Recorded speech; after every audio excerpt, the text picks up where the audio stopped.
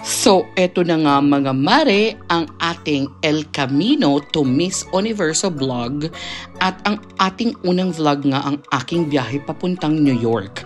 So, lumipad nga ako from Madrid to New York via American Airlines. It's because yung mga kasama ko papuntang El Salvador ay mga taga New York.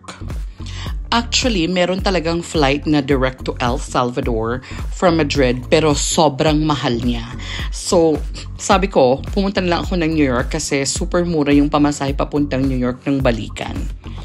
It's better talaga to book the flight super early. So, probably 3 months before pa nag-Miss Universe, nakapag-plan na talaga kami na bumili ng ticket muna bago pa man ang mga eksena. So, ito na nga ang view before arrival into New York City. Yung eroplano namin dumaan sa Long Island. So, Long Island is still part of the New York State at medyo mga 1 hour away siya from Manhattan or from the New York City Center. So, ito nga ang makikita natin. There's a very wide land at medyo magkabilaan nga ang tubig. Kaya pala siya tinawag na Long Island. Kasi pahaba talaga siya na land area. And you can see the Long Beach from the other side. At yung sa other side naman, may mga dagat din na may mga beaches na white sand ang mga eksena. So sabi ko, na-amaze naman din ako sa parang geography ng Long Island. Kasi ang ganda din niya. Tapos, yung mga bahay nga dito, yung parang talagang maluluwang, yung malalaking bahay, yung mga mansyones.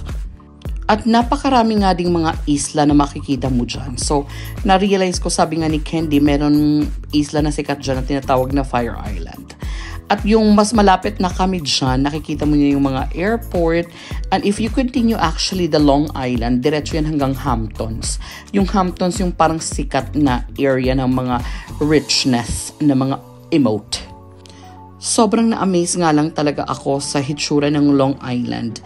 Sabi ko, it's very well connected to the city. Tapos, makikita mo nga yung mga bridges at yung mga bahay na parang connected dyan.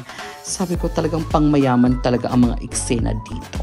Kitang-kita naman sa eksena na yun. Sabi ko, ang haba nung parang bridge na yan at yung water area sa side na to. Hindi ko alam kung anong part ito. So, ayan na nga, malapit na tayo sa JFK Airport.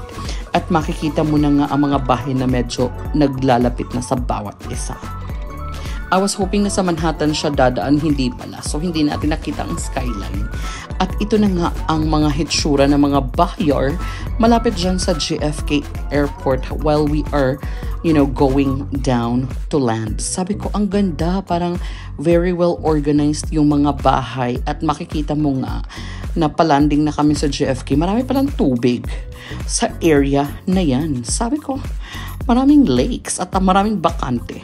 So, ayan, sumakay tayo ng air train going to Long Island because bahay ni Candy ay nasa Long Island.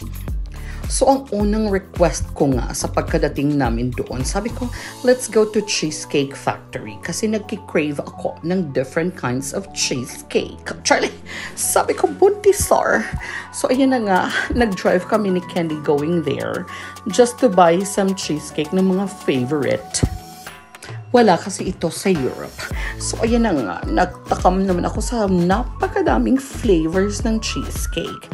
So, we took something like fruity at yung isa naman is caramel ang mga eksena na kinuha namin. So, may restaurant pala ang Cheesecake Factory at napakalaki nga naman. Sabi ko, parang bet ko lahat kaso hindi ko makarry ang Sugar Lily. Maluloka tayo sa diabetisar. Charlie. So, ayan na nga, 2 slice lang ang binili namin. Kasi, baka maloka tayo. Kasi napakaraming options. At ang sasarap nga naman ang options nila dyan. Kaya, takamar.